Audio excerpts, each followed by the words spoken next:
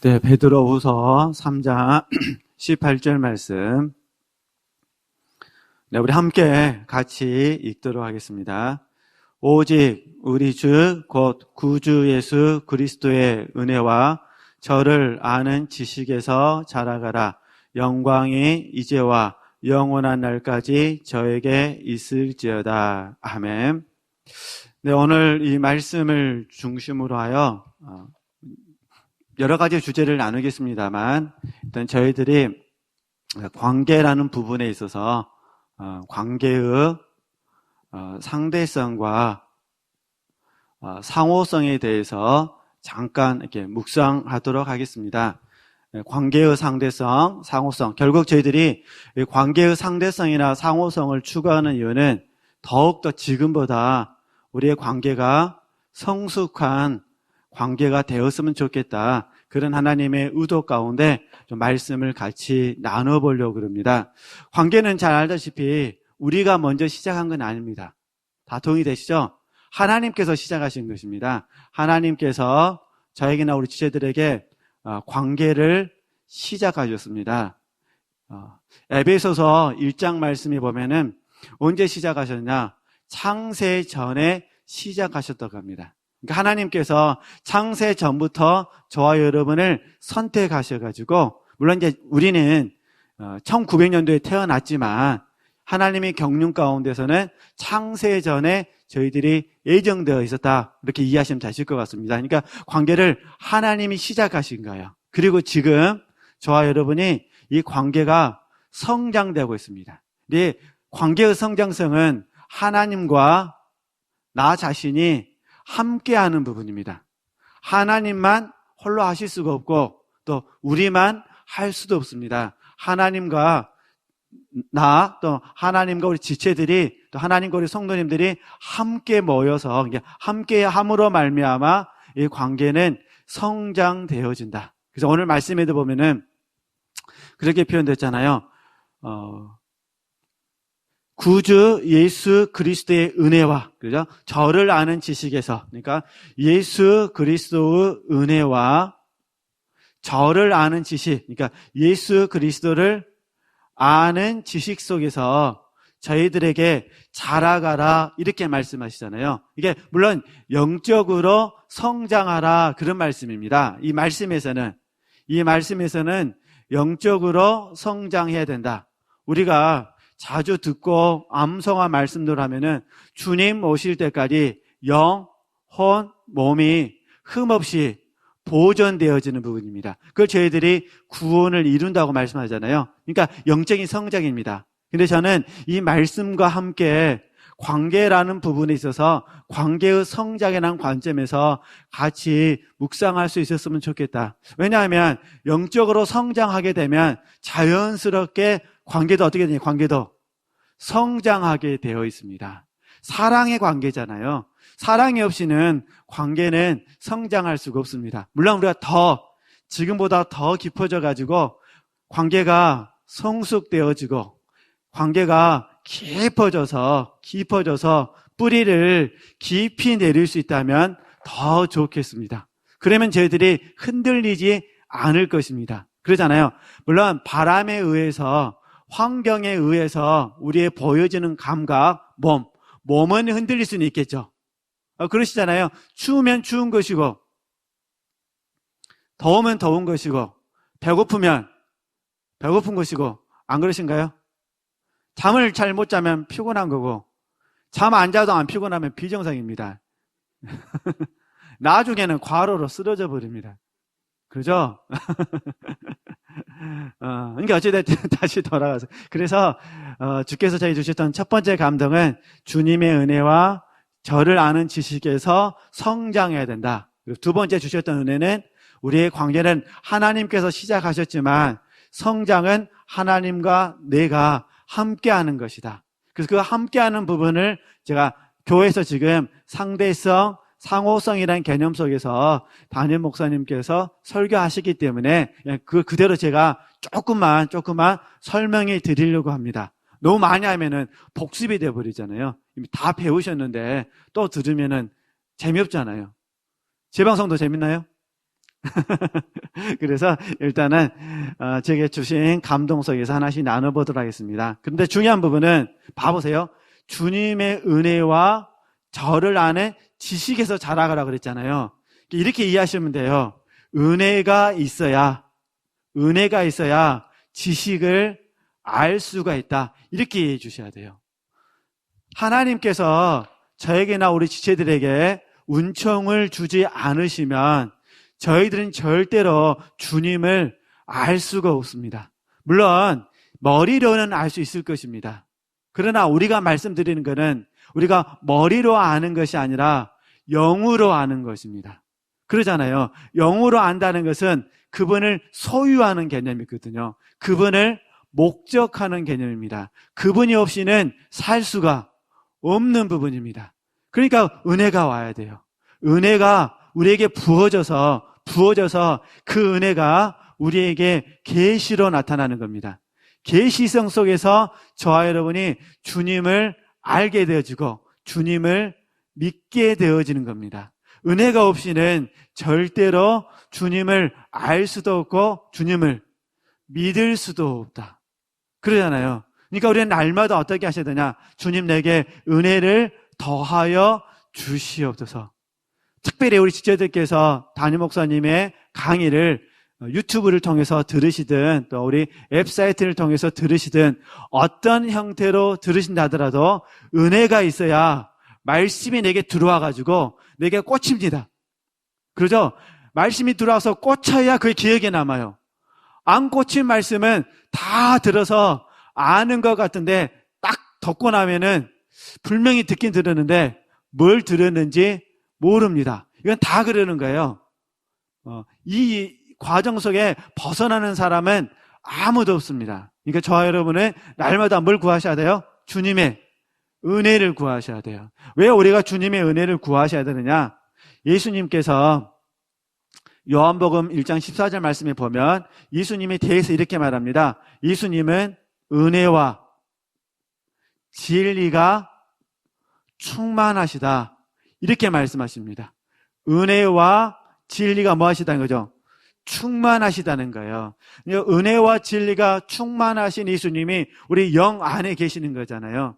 영 안에 계신 우리 주님께서 은혜와 진리가 충만하시기 때문에 그분이 우리 영에 은혜를 주셔야 돼요. 은혜를 주셔야 성령께서 역사하셔가지고 우리에게 계시를 해주시는 거예요. 그래서 우리가 조금 예수님에 대해서 안다 그런 부분입니다. 주님에 대해서 알아야 관계가 성장합니다. 주님을 내가 알지 못하면은 내 관계는 형성되지 않아요. 그러시죠?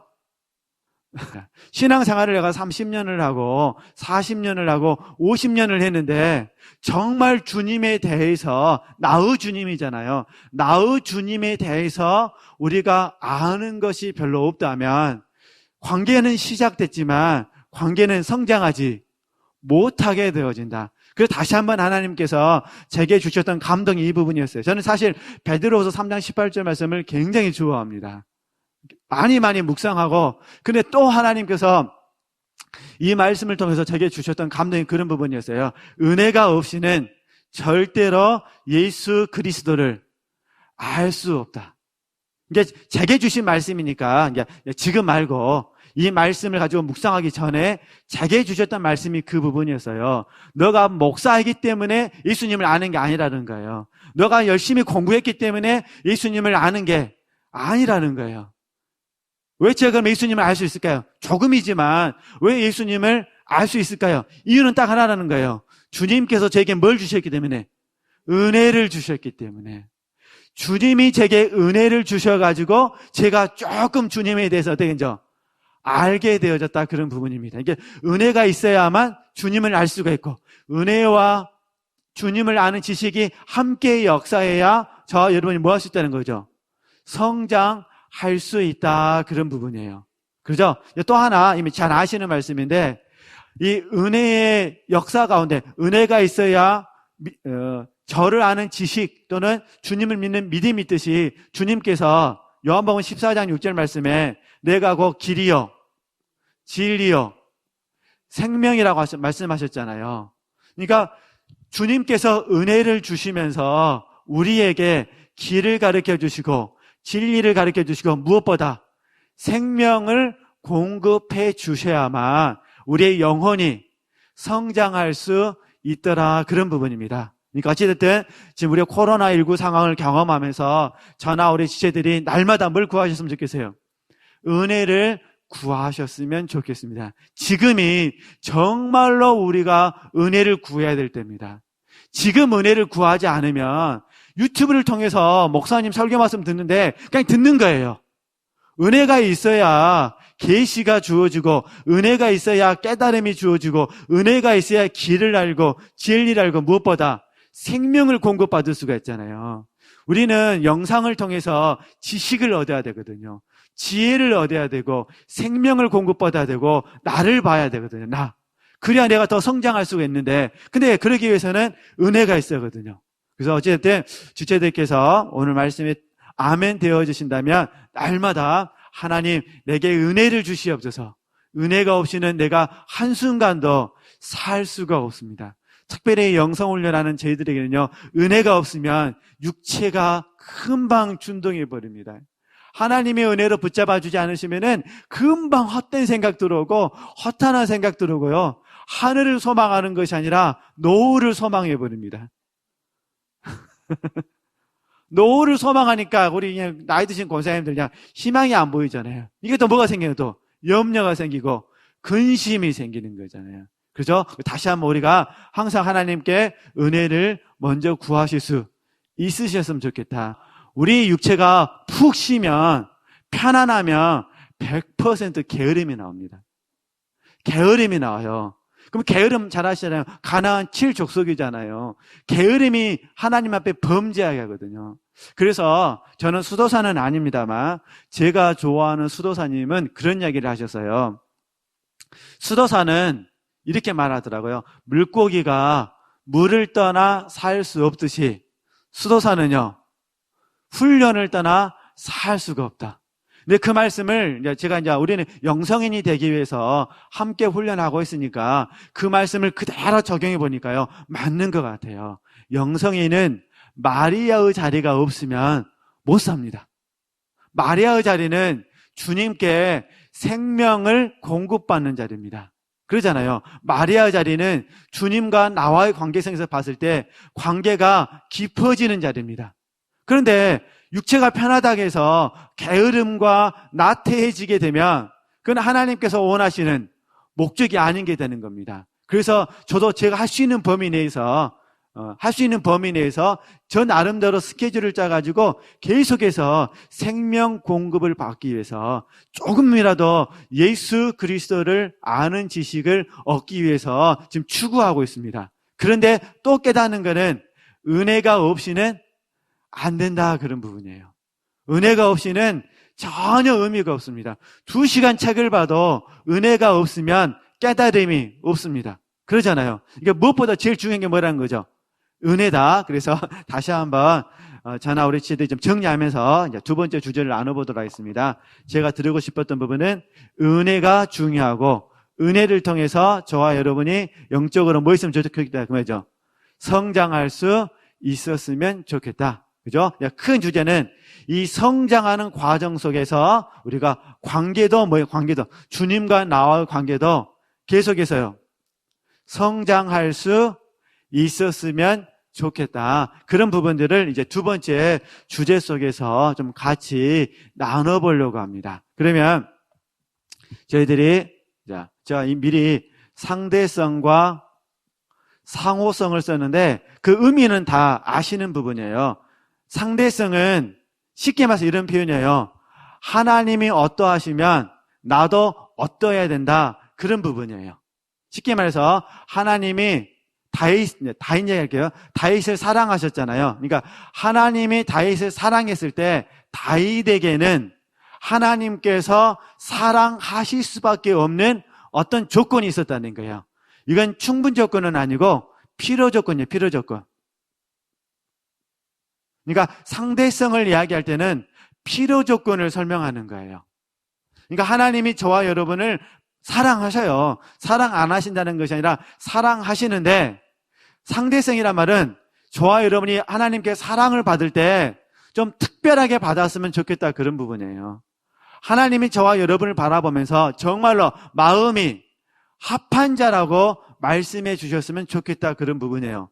본질적인 부분에 있어서, 본질적인 면에서 사랑하시는 것도 감사해야 되지만 우리가 성장해야 되니까 이제는 우리가 하나님께 드리는 어떤 몸짓을 통해서 하나님이 그것을 바라보시면서 우리를 뭐 해 주셨으면 좋겠다는 거죠.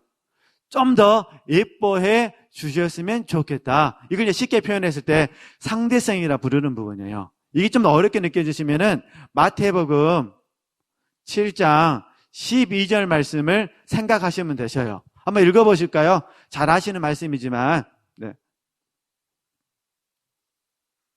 마태복음 7장 12절 말씀 우리 같이 한번 읽어보도록 하겠습니다.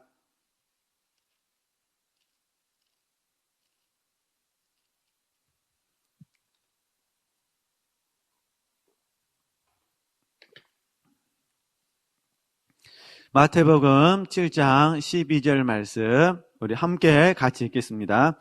그러므로 무엇이든지 남에게 대접을 받고자 하는데도 너희도 남을 대접하라. 이것이 율법이요 선지자 아니라. 아멘. 그러잖아요. 남에게 대접을 받고자 하는 대로 너희도 남을 뭐라는 거죠? 대접하라. 이렇게 말씀하시잖아요. 그러죠? 그래서 이거를 좀만 다른 말로 좀 쉽게 바꿔 설명하면 이런 부분이에요. 우리는 신분. 우리 5가지 신분 다 아시잖아요. 그러죠? 나는 하나님의 자녀입니다. 왕입니다. 제사장입니다. 성전입니다. 신부입니다. 이 5가지 신분 아시잖아요. 이게 쉽게 말해서 이런 표현 부분이에요. 하나님 앞에서 나는 어떤 자녀인가? 하나님 앞에서 나는 지금 어떤 왕인가? 하나님 앞에서 나는 지금 어떤 제사장인가? 하나님 앞에서 나는 지금 성전을 어떻게 건축하고 있는가? 하나님 앞에서 나는 지금 예비된 신분인데 주님 오실 때에 들림 받을 만한 신분가? 아니면 쫓겨날 신분가? 이해되시겠죠? 이렇게 묵상해 보는 거예요. 그러니까 하나님이 나에게 뭘 해주셨냐? 그걸 보는 것이 아니라 내가 하나님 앞에 어떤 사람인가를 점검할 수 있으셨으면 좋겠다, 그런 부분입니다. 저도 이번에 이제 코로나 상황을 경험하면서 조금이지만은 이런 주제들, 이것만 묵상할 수는 없잖아요. 또 다른 부분도 있으니까. 그러나 이제 시간을 내서 이런 주제들을 묵상해 보면서 다시 한번 이 관계를 생각해 보게 된 거예요. 주님과 나와의 관계, 또 저와 성도님들과의 관계, 또 저도 청년부를 담당하고 있으니까 저하고 청년부과의 사이의 관계, 이런 부분들을 좀 생각해 보게 됐다, 그런 부분입니다. 그래서 우리 지체들께서도 지금 이 관계가 더 성장하기를 원하시면 상대성, 이해되시겠죠? 상대성을 어렵게 생각하지 마시고 마태복음 7장 12절 말씀. 그런데 우리가 좀 문제가 뭐냐면은 이제 이런 얘기를 들으면은 꼭 마음속에서 반감을 갖는다는 거예요. 반감. 쉽게 말해서 당신은 얼마나 잘하십니까? 이런 생각을 갖는다는 거예요. 제가 그래가지고 우리 아주 오래전에 봤던 영화 있었잖아요. 친절한 금자씨. 못 보신 분들이 죄송합니다. 그래도 그 영화의 대사는 아실 거예요. 그렇게 나오잖아요. 너나 잘하세요 나오잖아요. 근데 사실 이거는 우리 기독교인들은 그러면 하면 안 돼요. 그러잖아요. 하면 안 돼요. 이게 습관돼 버리면 큰일 납니다. 괜히 또 꺼낸 것 같아요. 따라 하실까봐. 이건 절대로 기독교인들에게는요, 우리 적용하면 안 돼요. 왜냐면 하나님과 나와의 관계인데 갑자기 하나님께 나는 잘하고 있습니다. 하나님이나 잘하십시오. 이러면 될까요, 안 될까요? 안 돼요. 그냥 웃자고 한 소리예요. 피곤하실까봐. 근데 사실 저는 어쩔 수 없이 설교를 하잖아요. 부득불 하는 거지. 하나님께서 제게 기회를 주셨으니까 제가 설교하는 거지. 설교할 자격이 있어서 설교하는 건 아니잖아요. 그러면 중요한 건 뭐냐면 저는 단지 하나님이 제게 기회를 주셨고 또 설교하는 것에 대해서 하나님이 제게 달란트를 주셨기 때문에 제가 좀 더 재밌게 하는 것 같아요. 스스로가. 제게 이런 달란트가 없으면 얼마나 힘들겠습니까? 막 땀 뻘뻘 흘리면서 막 하겠죠. 그러나 이제 하나님께 주신 달란트가 있고 그 달란트 안에서 또 제 성향이 이런 부분들을 좋아하다 보니까 좀 더 이제 재밌게 하지만 사실은 전부 다 하나님의 뭐라는 거죠? 은혜라는 거예요. 그래서 우리가 특별히 하나님의 말씀을 들을 때는 절대로 그런 접근을 하면 안 됩니다. 제가 조심스럽게 말씀드리면 이거를 남에게 적용하지 말고, 이해되시죠? 남에게 적용하지 말고 누구에게 적용하자는 거죠.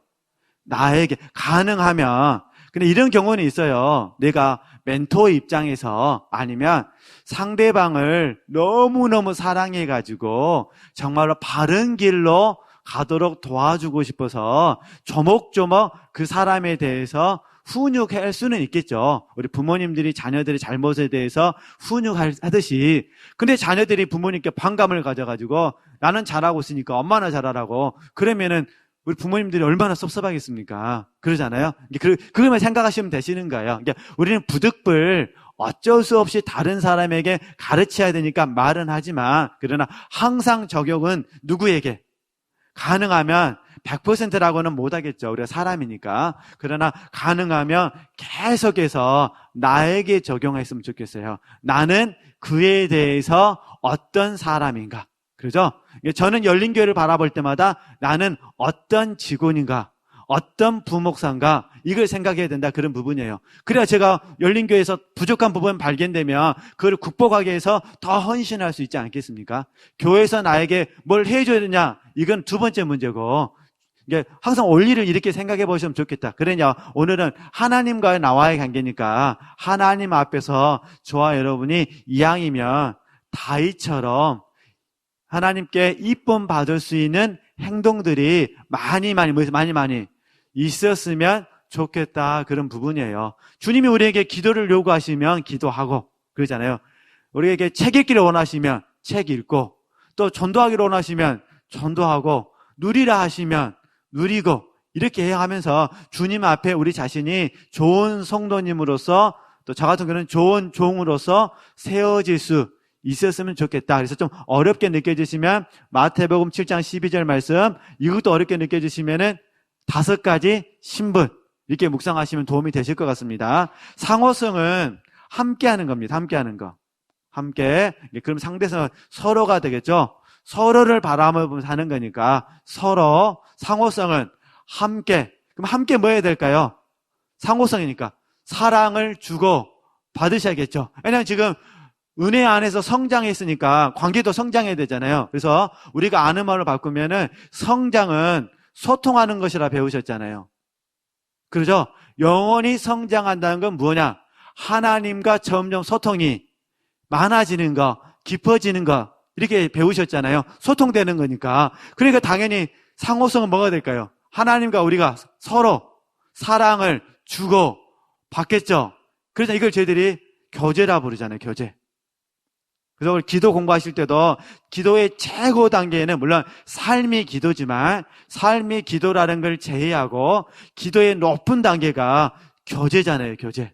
그죠? 하나님과 소통하기 위해서, 교제하기 위해서, 코이노니아잖아요. 교제하기 위해서 우리가 기도한다고 배우셨잖아요. 마찬가지로 저와 여러분이 관계의 상호성도 그렇다, 그런 부분입니다. 그러니까 상대성은 서로 신분이라는 관점 속에서 바라봤을 때 내가 하나님 앞에 어떤 사람이 되어야 될 것인가에 초점을 맞추는 것이고, 그 다음에 상호성은요, 그분하고 나하고 점점 소통되어지는 부분들이 뭐 있으면 좋겠다? 많아질 수 있었으면 좋겠다, 그런 부분입니다. 그래야 이 관계성 안에서 친밀감이 형성됩니다. 친밀감. 그렇죠? 그럼 이제 다시 이제 이게 두 가지 예를 들었으니까 종합적으로 설명하도록 하겠습니다. 자, 그러면 자, 하나님은 예를 들어서 하나님은 목자이시다.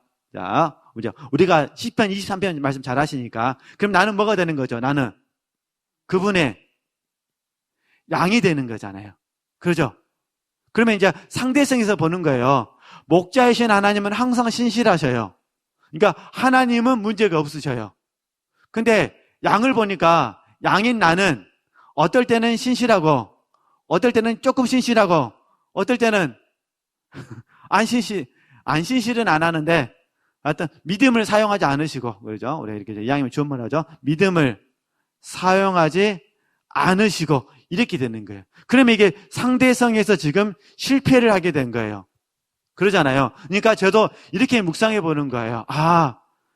관계의 상대성입니다. 하나님은 목자이시고 나는 그분의 양이니까 양은 목자의 음성을 들어야 되잖아요. 목자가 원하는 곳에 따라가야 돼요. 양이 가고 싶은 곳에 목자가 가는 것이 아니라 목자가 원하는 곳에 양이 뭐 하는 거죠? 따라가는 거잖아요. 그래서 저는 이렇게 묵상해 보는 거예요. 나는 지금 양으로서 목자의 음성을 잘 듣는가? 이게 음성을 잘 듣는가? 두 번째는요, 잘 따라가는가? 양이면 저 여러분이 99마리가 됐으면 좋겠습니다.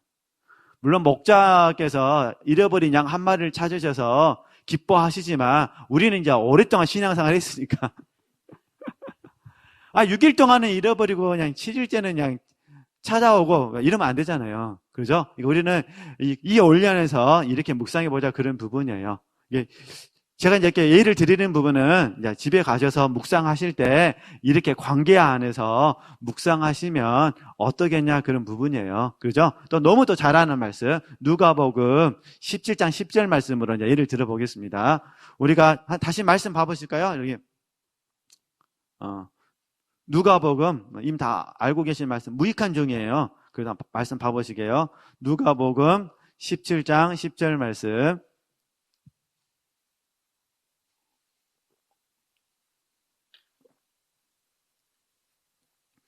누가복음 17장 10절 말씀 우리 함께 같이 읽도록 하겠습니다. 이와 같이 너희도 명령 받은 것을 다 행한 후에 이르기를 우리는 무익한 종이라 우리의 하여야 할 일을 한 것뿐이라 하시니라. 아멘. 그러잖아요. 네, 할지니라 그랬잖아요. 이 말씀 이대로 보니까 예수님께서 우리에게 가르치신 분이, 예수님은 주인이시잖아요. 그래서 주 예수 그리스도다 부르잖아요. 그럼 나는 뭐가 되는 거예요? 나는 그럼 당연히 이 올려보면은 종이 되는 거잖아요. 그렇죠? 그러니까 주인 대신 주님은 항상 신실하셔요. 그러니까 절대 주님에게는 문제가 없어요. 그러면 나에게 문제가 있는 거잖아요. 그럼 나는 지금 어떤 종인가를 보는 거예요. 어떤 종인가? 오늘 말씀해 보니까 해야 할 일을 다 행한 후에, 이해되시죠? 이게 충성하고 나서 뭐라. 근데 이때 충성은 주인이 하라는 대로 하는 겁니다. 그래서 지혜로운 거예요. 주인이 하라는 대로 다 하고 나서 하는 말이 나는 무슨 종이라는 거죠? 무익한 종이라. 이 고백을 하라는 거예요. 이 말은 어떤 의미냐면은 나는 주님만 계시면 충분합니다. 나는 다른 거 다 없어도 괜찮습니다. 누구만 계시면, 나의 주인이신 주인만 계시면 나는 정말 충분합니다. 이런 고백이에요. 그래서 이 주가 좀 이해가 안 되시면은 우리 조선시대 사극을 생각하시면서 예수님을 주인님이라 한번 불러보시면 도움이 되실 것 같아요. 그죠? 예수님이 주인님 되면 저는 뭐가 될까? 저는 이제 돌쇠 체질은 아니고, 돌쇠는 이병재 집사님이 돌쇠 체질이고 건강하시니까, 나는 우리 장로님이 돌쇠 저는 이제 이래서 뭐라 해야 돼 불러. 저는 이제 막둥이가 된다든가 그런 게 있잖아요. 심부름 하는 사람 이렇게 되는 거죠. 쉽게 이제 제가 말씀드리는 거예요. 왜냐면 상대성, 상호성 늘 듣는 말씀인데 이게 좀 약간은 이게 가슴에 와닿지 않을 수도 있어서 우리 이제 권사님들 피곤하시니까 좀 쉽게 이해하도록 또 예를 들어드린 부분입니다. 그러니까 너무 어렵게 생각하지 마시고, 주는 주인님, 나는 누구다? 종. 이왕이면 무익한 종이 되겠다. 그렇죠? 그러니까 무익한 종이 되기 위해서 지혜가 필요한 거예요. 무익한 종이 되기 위해서 충성이 필요한 거예요. 주인의 의도대로 해야 되니까. 그렇죠? 그런데 나중에 사도 바울의 고백을 보니까 이제 돌아가시기 전에, 순교하기 전에 사도 바울이 뭐라 표현하냐면은 하나님께서 나를 충성되이 여겨주셔가지고 복음의 일꾼으로 삼아주셨습니다. 그러나서 나는 이 복음의 일꾼에 대해서 나는 부끄러워하지 않습니다. 이렇게 고백을 해요. 우리가 인간적으로 보면 사도 바울에게는 정말 약한 부분이 많습니다. 인간적으로 보면은 결혼도 안 했고, 지금 노년에 홀로 있는 거예요, 홀로. 이해되시겠죠? 당연히 결혼 안 했으니까 자식도 없고, 집도 없고, 그죠? 건강도 안 좋고, 순결 날만 기다리는 거예요. 그러면 우리가 육신적으로는, 아이고, 그냥 예수님을 이렇게 평생 믿었는데, 그냥 이게 감옥에서 죽게 생겼다. 그러면 육체의 입장에서 봤을 때, 이 세대를 본받게 되면은, 이 세속화에 속아가지고 내 삶이 부끄러워 보일 수도 있다는 거예요. 초라해 보일 수도 있다, 그런 부분이죠. 근데 사도 바울은 그렇게 말하지 않고 나를 충성되이 여기셔가지고 하나님이 나를 일꾼 삼아 주셔서 내가 지금 감옥에서 복음을 전하고 있습니다. 내가 언제 죽을지는 모르지만은 나는 감옥에서 하나님의 종으로 있습니다. 나는 그래서 복음에 대해서 부끄러워하지 않습니다. 이렇게 고백하더라. 그러니까 결국은 종의 관계가 바르게 되어지니까 늘 주님께서 사도 바울을 뭐 해주신 거죠? 붙들어 주시는 거죠. 가난한 자 같으나 부유한 자가 되어졌다. 그러니까 우리 아직 거기에 미치지는 못하지만 쉽게 제가 이렇게 말씀을 드린 부분입니다. 그렇게 아시고 저나 우리 지체들 입장에서 봤을 때 상대적이라는 부분들을 그렇게 이해하시면 되실 것 같아요. 근데 상호적인 거는 이해를 잘 하실 수가 있으셔요. 서로 뭐 하니까 함께 사랑하는 거니까. 그러니까 저하고 주님이 또 우리 지체들하고 주님이 함께 뭐는 거죠? 함께 교제하고 소통하고 또 인격적으로. 그래서 그분의 생각이 내 생각이 되어지고 그분의 마음이 내 마음이 되어지고 그분의 의지가 내 의지가 되어지잖아요. 그걸 저희들이 기속이라 부르기로 했잖아요. 그죠? 그분에게 속한 것이니까. 그래서 저희들이 넓은 의미로 연합이라 부르겠잖아요. 나는 없고 누구만 계시는 거죠? 주님만 계시는 거예요. 쉽게 말해서 이런 표현이에요. 내 생각은 없고 주님 생각만 있는 거예요. 왜냐면 주님 생각이 누구 생각이니까? 내 생각이니까. 그러면 이제 주기도문이 이해가 돼요. 뜻이 하늘에서 이룬 것처럼 땅에서도 이루어지기를 원합니다. 왜냐면 주님의 뜻이 내 생각과 마음 속에서 나의 뜻이 되어 있거든요. 그래서 기석이라 부르는 거예요. 나의 원대로 마옵시고 아버지의 뜻대로 하시옵소서. 이렇게 되어지는 거예요. 이게 이제 깊은 자리에서의 저희들이 꿈꾸는 관계죠. 그래서 이걸 이제 성숙이라 부르는 거예요. 어쨌든 저와 여러분이 이제 시간이 돼서 정리하도록 하겠습니다. 저희들은 은혜와, 예수 그리스도의 은혜와 저를 아는 지식에서 날마다 뭐 하셔야 돼요? 자라나셔야 됩니다. 성장을 멈춰버리시면 안 됩니다. 두 번째, 성장하는 과정 속에서 저와 여러분의 관계도 뭐 있으면 좋겠다. 관계도 성장할 수 있으셨으면 좋겠다. 관계도 성장할 수 있었으면 좋겠다. 그래서 상대성과 상호성에 대해서, 그래서 상대성은 신분의 문제로, 적용점에서 신분의 문제로 생각하시면 되고, 상호성은 함께 서로 사랑을 주고받는 소통의 개념으로 생각하셨으면 좋겠다. 코이노니아로 생각하셨으면 좋겠다. 그런 부분이에요. 그래서 이 원리가 우리에게 목표가 되어져서 저와 여러분이 날마다 코로나19 상황 가운데 주어진 삶의 자리에서 삶을 살고 그래서 주님 앞에 섰을 때 더 아름다운 모습으로 설 수 있었으면 좋겠다. 그렇게 감동을 주셔서 지체들과 잠깐 같이 나눠봤습니다. 설교는 이걸로 마무리하고요. 주님께서 가르쳐 주신 주기도하고 오늘 수요 예배 마치도록 하겠습니다.